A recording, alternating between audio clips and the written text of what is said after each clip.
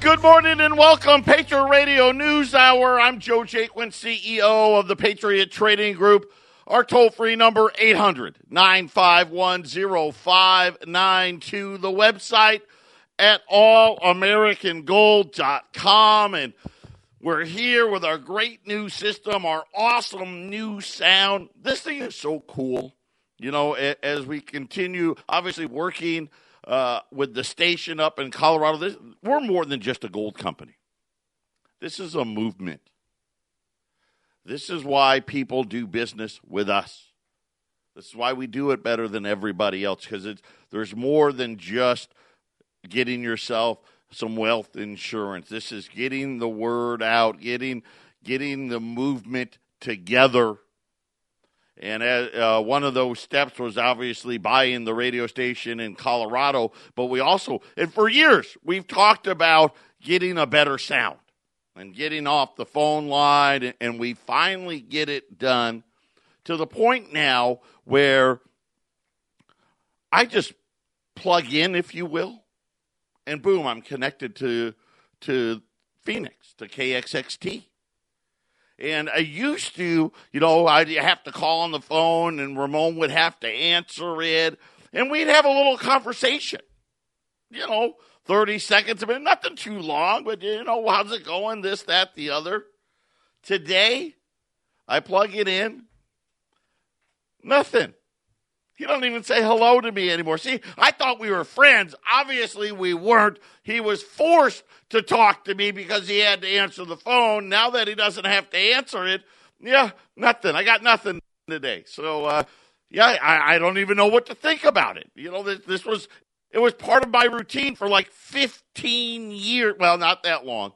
Let's see, 5, 13, probably the last 13 years or so. I've had my morning conversation with Ramon and nothing, gone. Just like that. Yeah, I don't know. I'm upset about it. It hurts my feelings. So anyway, he's probably not even there now, right? And he's like, I don't even have to show up now.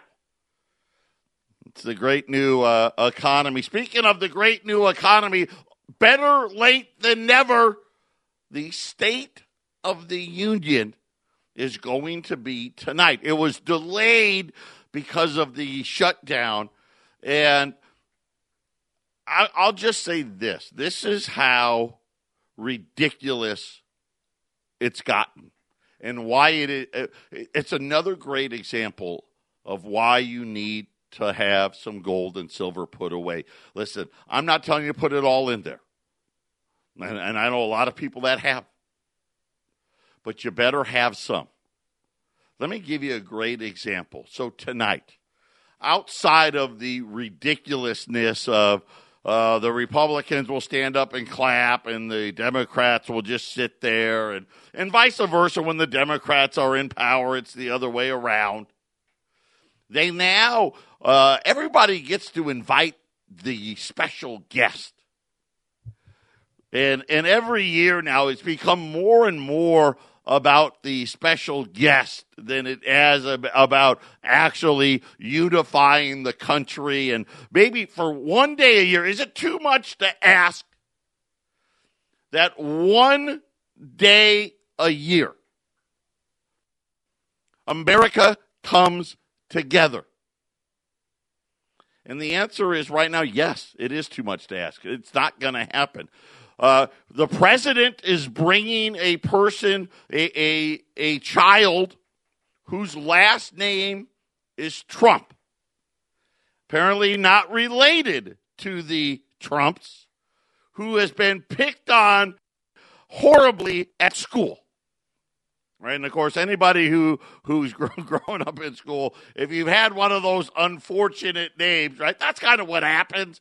But now he's bringing that one. I get it, but yet I really don't. Right, there's a moment for that, and there's a time for that, and a place for that. Bringing the country together, probably not. One of the Democrats is bringing an illegal alien. I don't even know I forget the politically correct term for that. An immigrant here, not legally. I don't know why it escapes me, the politically correct term, that happened to work at one of the Trump golf courses and was fired when they found out he was working there illegally. Matter of fact, I want to say there was like 18 of them. And apparently we're supposed to feel bad because the president got this guy fired. And I'm sitting there and I'm thinking about, okay, first of all, obviously he came in illegally, broke that law. Everybody knows today, or maybe the elected officials, they're so rich, they probably don't know. When you get hired, right, you got to provide your driver's license, your social security card, right, 2 forms of ID, and then you got to run, it's run through a database. So you can't just make up a social security number. So obviously this person got a valid social security number of at least one that existed, whether the person was alive or dead. I mean, they stole someone's identity really that's what they did. And not to mention was working at a job that a person who was here legally could have been working at. And the funniest part, I think the most ironic part is, you know why the guy got fired? It's because the Democrats wanted to catch the president with illegal workers because of the border wall. So there you go. Patriot Radio News Hour. Everything makes no sense. 800-951-0592. Allegedly, the president is going to try to unite tonight. We'll see. I don't know. Well, I kind of doubt it, but we'll see. We'll see what happens, and I'm sure everyone's going to be talking about all the special guests and all of these things that divide us instead of bringing us together. But this is what happens, right? We decided, and I say we, right, way back 100 years ago. And it was really, 108 years, 109 almost now, almost 109 years ago. A very small, select, extremely wealthy people gathered at Jekyll Island in Georgia. And most people, and I wish they would tell you the story of how it was that we ended up with this central bank. It's a fascinating story. If you go to your public library, you won't find the book, because there is a book. Wrote all about it. Called The Creature from Jekyll Island. And I know this because I checked again, because I actually had Wendy buy the book for me on Amazon, but I wanted to do my own little, I don't know if you ever saw that movie with Sean Connery, and he was this reclusive author, and he wrote some book that he won a Pulitzer Prize, and all this, and he meets this black teenager, and what's so funny is I forget the name of the movie now. But this is a book where he challenged the teenager to go to the library and check his book out. Right, and of course the kid went, and the library's like, yeah, we've got 40 copies or 50 copies. They're all checked out. Would you like to get on the waiting list? Here in Arizona, at least at the public library I went to, and I'll be honest, I called them. Someone actually answered. They said they had 23 copies, but they didn't have any that were in stock, if you will. And the last time I checked, it was the same thing. And it's amazing what has happened since then. Yesterday, we talked about, and you've heard about it now today, I'm sure, about how the Democrats now want to put rules on stock buybacks. I will say this, and it's something all of you need to know. Do you know that it was illegal to buy back your own stock? All the way up until when? Well, the early 80s. I want to say it was 1980. Don't quote me on this, but I think it was 82. 1982. They changed the law. And the reason why they had said it was illegal because you could manipulate your stock price, right? Which is exactly what they do today, right? Of course, they really use it to engorge themselves and buy back their own stock. And the very few, as we said, the richest, I think it's even like 0.1%, own over half the stock market in the United States. I know that the richest 3 people in the United States have more wealth than the bottom 50% of the population of the U.S. And I think you'd only need 8 people in the whole world, the richest 8 people, to do it globally. But they're talking about one of the things they want is you have to pay X amount an hour to all of your employees before you can buy back your own stock. Now, I would suggest this. If you have a pension plan, it needs to be fully funded before you can buy back your stock. I think that would be a great plan. Of course, that's not. But that'd be something I could get behind. But neither here nor there. Talking about the need to pay the lowest person, whatever that may be, the person that cleans the toilets or the person that bags the groceries or gets the shopping carts out of the lot or, obviously using a retail example, the person taking your order at the restaurant, got to make $15 an hour. And, of course, yesterday I told you that's like getting somebody a Kleenex because they got a runny nose versus trying to solve the reason why they have the runny nose, right? And of course, what I'm getting to is this is what we did 109 years ago. And when I say we, this is where you get the names of Rothschild. This is where you get the name Rockefeller and J.P. Morgan, right? These were the richest families in the world. The last of them being the Warburgs, who were the German family, the richest families uniting in Jekyll Island. And the secrecy that they went through, right?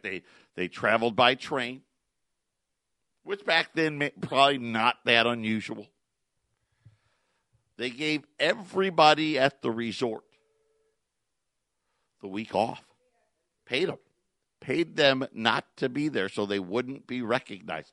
They didn't travel together because they wouldn't be recognized. These were these were noticeable people. It'd be like, Bill Gates and Warren Buffett. It'd be like, Warren Buffett pulling up at the train station. People would know him. And they were colluding with each other. See, they were upset because their bank deposits kept dwindling. These other, I'll call them the wildcat banks out there, were attracting more and more customers. Right? And obviously they were probably treating them better, right? Giving them better deals, right? Stuff like that. And they didn't like it. And they wanted to, become wealthier. And so what they had done, what most people don't realize, before they ever even met at Jekyll Island, they started infiltrating Congress. Right? The same people that are going to sicken me tonight, that we can't come together for one day. Not even one day. Not even a day. I mean, how long is the State of the Union? What? Less than an hour? Right? We can't even fake it an hour. Right? And I think about all the values we used to have that your parents used to try to teach you, right? You know, turn the other cheek, right? Go biblical. Right? Or you know, if you don't have anything nice to say, don't say it at all. And you know, here it is. This is the guy that is, you know, the commander-in-chief of the United States. Could you show a little respect for an hour? No. Why? Because I don't want to. And I think about that. That's not the real answer. There is an answer of why. Why are we divided? And I go and I trace it all the way back. It started well over 100 years ago. These wealthy families started marrying and getting friends and family put into office. It's no different then than it is today. The vast majority of people that get elected, right, they're what? They're billionaires and billionaires. Right? There's a few poor people, and they're not very many. Right? But there's a handful. There's a handful of people that, yeah, I make $200,000. That's a lot of money for me. Most of the guys and gals that are up there, they're not doing it for the money. They're doing it for all the power. They knew when they were meeting in 1910 that they were close to having the votes to put a central bank back in. See, they don't want you to know that for most of the first 100+ years we were a country, we didn't have a central bank. Right? They tried a couple of times, and it failed every time because the people that were elected weren't corrupted yet, and they realized, hey, wait a minute. You don't create wealth. Central bank doesn't create wealth. Right? It's picking winners and losers. And the problem is they only pick a very finite group of winners. Right? The vast majority, right? I already have to have some wealth to be a winner. So they knew they were close. They also knew if anyone ever found out that they met to set this up, that it wouldn't have happened. Right? That would have been too much, right? Because the vote was going to be close as it was. And then when people found out that the Rockefellers, the Morgans, the Rothschilds, right, the Warburgs were all getting together and meeting in secret to try to form this bank, that would have been treasonous. And so in 1913, when they got enough votes and it got to the floor, and by the way, the guy, the senator from Rhode Island that brought it to the floor, they had him in his pocket. Right, I think it was his son married one of the daughters of, I don't know if it was, and I don't want to get it wrong, but one of the daughters of one of the four families. And they created a central bank again. Right, you'll hear a lot about Alexander Hamilton. Right, he was the one of the key founding fathers. He was the biggest proponent of a central bank. Of course, he was a banker. Duh. Yeah, kind of made sense. People don't like to tell you that part. But this is where we're at now. So think about this. We were a nation that really essentially had no debt. None. I mean, the national debt when the central bank came around, it was nothing. It was a rounding error. We ran budget surpluses. We ran trade surpluses. America was the most dynamic superpower of the world, right? We were emerging, right? It wasn't official yet, but we were it.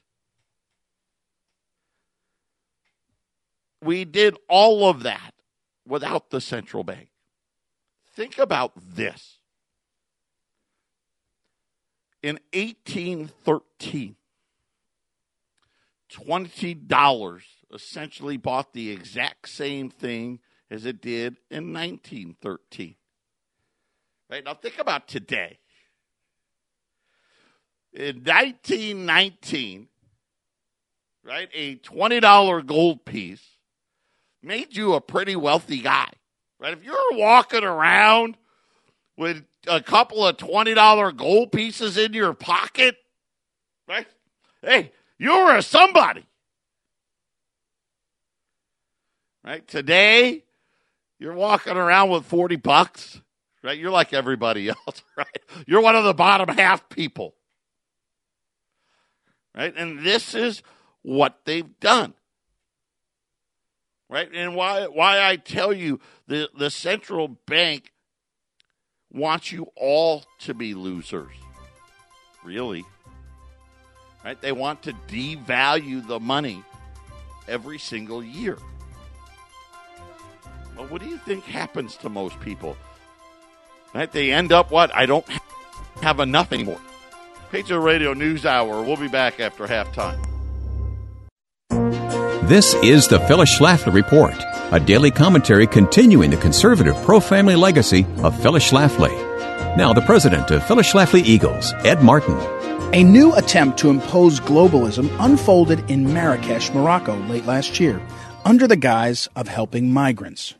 Most of the 193 countries in the United Nations convened in order to create new international law to require every participating country to accept vast hordes of foreign migrants and be subjected to this new form of globalism. Any other president, Republican or Democrat, would probably welcome and join this undermining of our national sovereignty. But President Trump led the way in denouncing this virulent strain of globalism. Called the Global Compact for Safe, Orderly, and Regular Migration, the Marrakesh meeting would have prevented the American people from deciding immigration policy for ourselves. Trump posted multiple reasons why the United States and every country should reject this bad idea. We believe the compact and the process that led to its adoption, including the New York Declaration, represent an effort by the United Nations to advance global governance at the expense of the sovereign right of states to manage their immigration systems in accordance with their national laws, policies, and interests. That sounds like something Phyllis Schlafly might have written during her lifelong opposition to treaties that undermine American interests. Trump continued, decisions about how to secure its borders and whom to admit for legal residency or grant citizenship are among most important sovereign decisions a state can make and are not subject to negotiation or review by international courts and documents. Migration should not be governed by an international body unaccountable to our own citizens. He cited the Monroe Doctrine for the principle that we do not accept interference of foreign nations. In 1823, it was President James Monroe who promulgated that famous doctrine against European nations intermeddling in the affairs of the Americas. It was based on the observation that the old and new worlds have different political systems, and it is dangerous to our peace and safety to allow the systems to mix. Likewise, it is dangerous to try to mix our American liberty and prosperity with migrants who may hate us, or at least not respect our culture and values. This has been the Phyllis Schlafly Report from Phyllis Schlafly Eagles. As President Trump fulfills his campaign promises, his accomplishments on trade, immigration, the economy, and protecting the unborn should be celebrated, not ignored or diminished. To track these victories, go to phyllisschlafly.com and find out what's next for the Trump presidency at phyllisschlafly.com. Thanks for listening to the Phyllis Schlafly Report. 800-951-0592. When they first got there, they weren't so powerful, the central bank. And, of course, remember why they were put there, right? They created a crisis. It said, see, if we only had a central bank, it wouldn't have happened. And, of course, it was really just another banks behaving badly. But neither here nor there. The central bank comes into power. And again, the first thing that they do, they weren't even in power. They didn't even make it 20 years. And a lot of people don't know this. When they shut the banks, that bank holiday of 1933, right? A stock market bubble that was created by who? Right? Created by the central bank to begin with. That miraculously, thousands and thousands of banks were told, nah, you can't be a bank anymore. You can't reopen. Just so happened to be, coincidentally, pretty much all of those banks were the banks that they had hated, that forced them to have the meeting back in 1910 to begin with. And hey, you're taking our customers, you're taking our wealth from us. We want it back. You can't open again.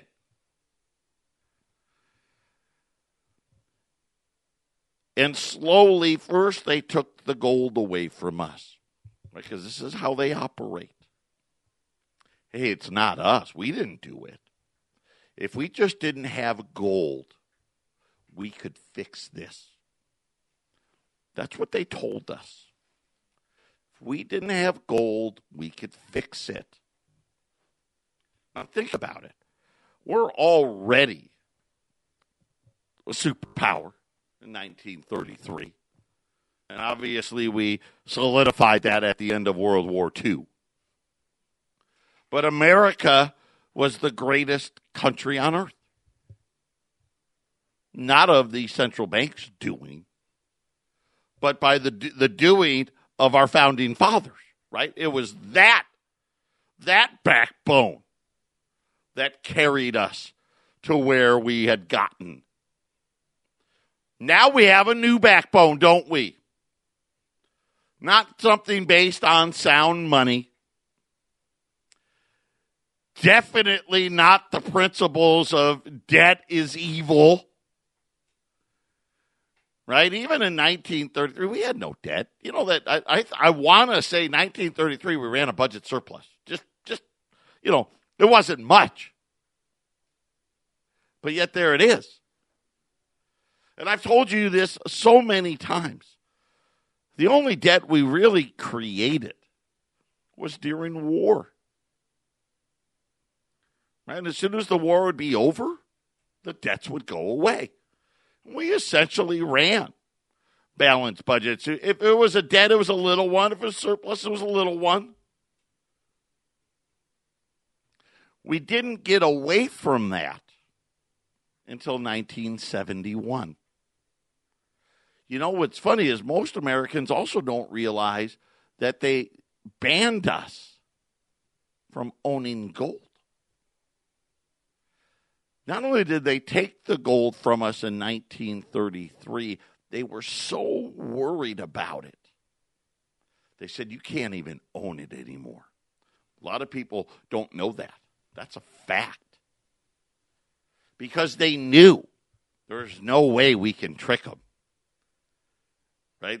They'll go right back to gold. They will. The second a problem crops up, they're going to go buy gold. And it worked really, really well until we started running debts. All of a sudden, especially during the 60s, all of a sudden we started running a lot more debts, national debts. Our big trade surpluses were shrinking. And the rest of the world was taking notice. And they were demanding all of this gold back, and then Nixon closed the gold window in 1971. And that's really when all hell broke loose. And you sit here and you think about the State of the Union tonight. Why are we this divided? Why is there so much hate out there? Because really that's what it is, right? There's no middle ground here. Right? If you walk around and broadcast that you're a Trump supporter, right, you're going to get blasted. Right? People are angry. I mean, all decency, like I said, gone. The values that we cherished, gone. I mean, think about the border. That was never an issue. America always was a country of borders. Why are we not now? Because that's what the bankers want. Man, think about, we get upset that the Russians were involved in the election. Whether they were or weren't, I don't know. I have a hard time believing it, but maybe. But yet, look at what we're doing in Venezuela. Right? Why? Because that's what the bankers want. Right? But, don't be fooled. That guy in Venezuela, he may be a bad guy. I don't know. You know what he didn't like? He didn't like getting ripped off by the bankers. Right? That was what they ran on, right? Hey, I don't want to pay these debts. They're overcharging us. They're gorging us, right? America's in here, and these bankers are in here. Okay. So we're going to show him. And you think about all the wars, like getting rid of Saddam. It wasn't about weapons of mass destruction. People say it was about oil. Yeah, it was about money. Right? Saddam wanted to not use the dollar. Right? It was about money. It truly is the root of all evil as far as I'm concerned. And the thing about what fiat money does is it makes the majority of people poorer. And this is kind of where we're at today. See, at first, right, people thought it was great. I mean, think about it. We had a debt of $400 billion in 1971. That was the whole national debt. By 1981, it had gone to $1 trillion. I mean, that's a lot of spending in 10 years. But that part, it felt pretty good. Now we're at the part where, guess what? It's going the other way, and now fewer and fewer have the money. Patriot Radio News Hour. We'll be back after the break. Finding Forrester. That was the movie. In case you ever want to. I think it's great. I've watched it like 100 times. I don't know why I like that movie so much, but that was with Sean Connery, the reclusive writer whose book is always sold out or checked out at the public library, talking about G. Edward Griffin and the creature from Jekyll Island. How did we get here? How did we get divided? When you think about all the laws that these people have allowed to get changed, one of them, the central bank, you know what? They got rid of the stock buyback law. Now, they'll say, oh, no, we didn't. Yeah, they did. Because they were right. Hey, you want to manipulate your stock and make like you're doing better? Buy it all back. Listen, I don't care, good, bad, or it doesn't matter. Because it always ends the same. If you are invested in debt, when it ends, you lose. Period. Period. It goes to zero. Eric used to say it all the time.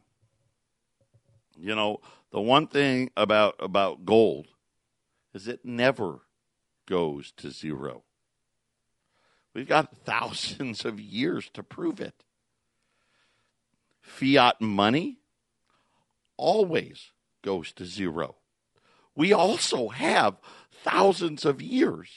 I think it's thousands. May not be thousands yet. May only be like 800 or 900 years. I don't remember the exact time when the Ming Dynasty came out with the first fiat money. But we've got proof.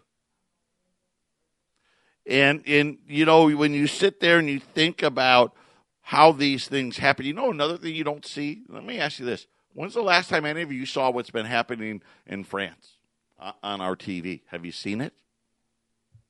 You haven't seen it once, have you?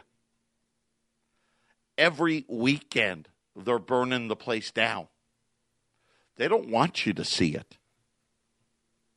Right? They don't want you to see what's happening in Greece still to this day. Right? They want to let you know about Venezuela, though. Right? Because Venezuela doesn't want to play by the rules. We'll let you know about them. It's already here. Right? How soon, you think about this last presidential election. How many times did you hear the stories about people being assaulted just to go to listen to a speech?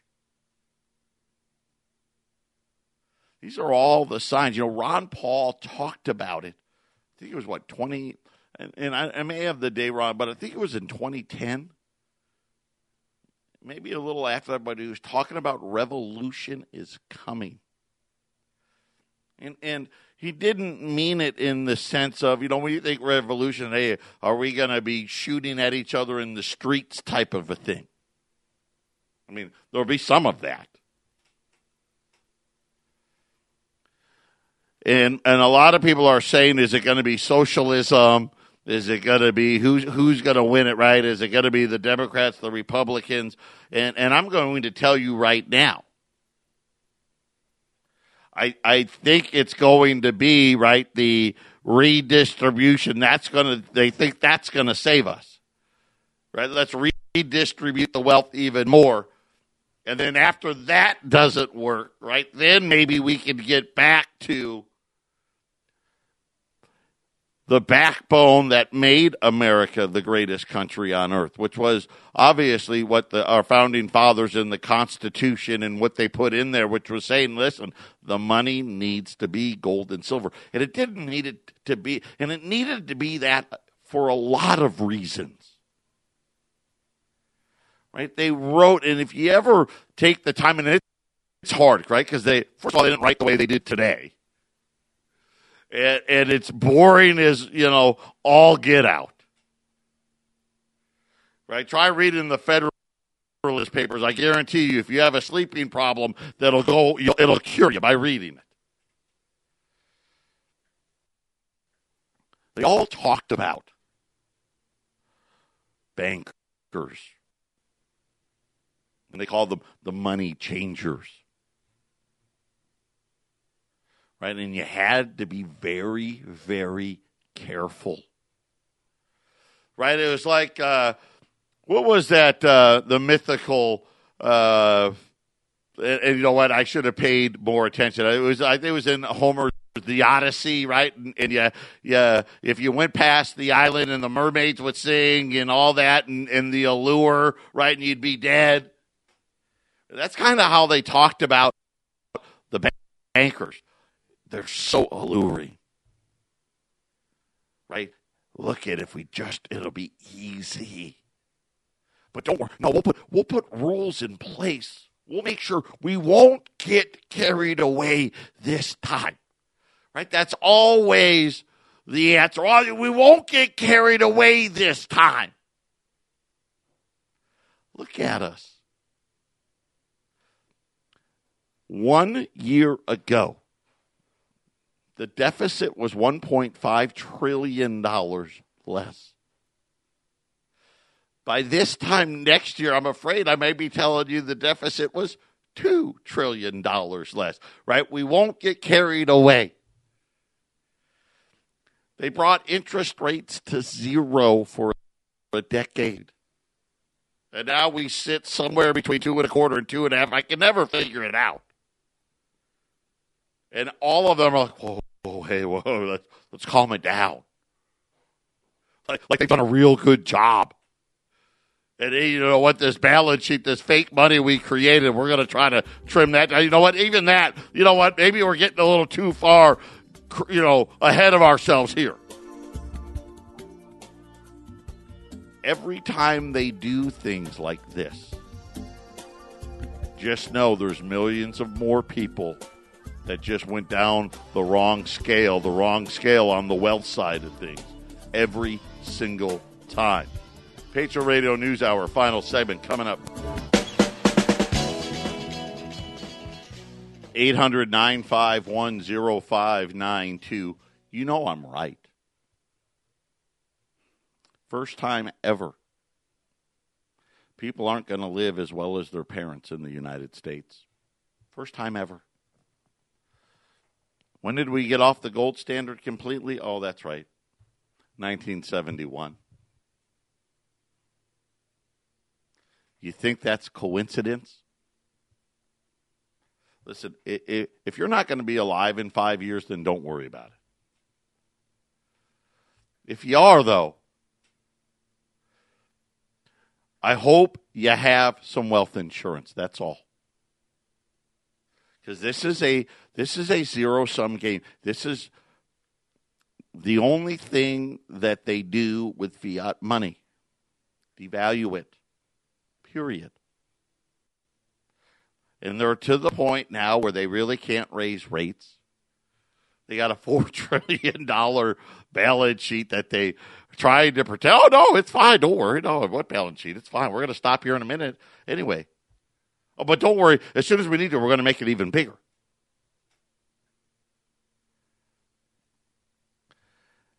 And either you're going to prepare or you're not. Like I said, we're not just a gold company.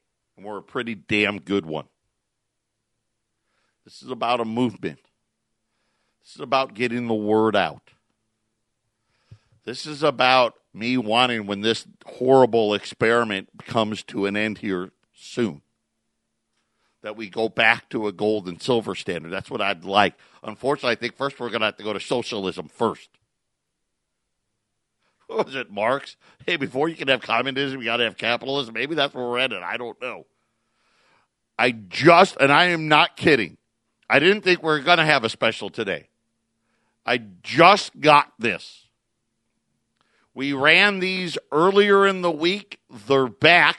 I'm going to tell you right now, I will not even have these until the middle part of next week.